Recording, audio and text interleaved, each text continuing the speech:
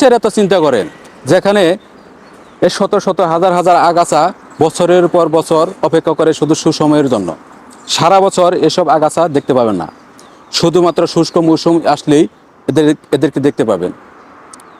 বর্ষা মৌসুম আসলে চারপাশ যখন জলে থই থই করে, চারপাশ জলে ডুবে যায়, তখন এসব আগাছার বীজ মাটির নিচে, কাদার নিচে সুপ্ত অবস্থায় থাকে, অপেক্ষা করে সুসময়ের।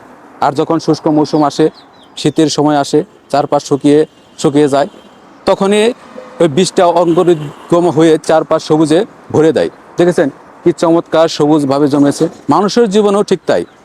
মানুষের জীবনেও দুঃখের বর্ষা আসে, চারপাশ হতাশার জলে ভরে যায়, মনে হয় এখানেই শেষ, কিন্তু না, সেটা হয়তো আমাদের সুপ্ত থাকার সময়, প্রস্তুতির সময়। মনে রাখতে হবে, নির্ধারিত সময় ছাড়া কিছুই ঘটে না। যেমন নির্ধারিত সময় না আসলে ফুল ফুটে না, ঠিক তেমনি মানুষের জীবনেও নির্দিষ্ট সময় ছাড়া সফলতা আসে না। তাই ধৈর্য ধরতে হবে। ধৈর্যই একদিন সুপ্ত থাকা বীজকে সবুজ অঙ্কুরে রূপান্তরিত করবে।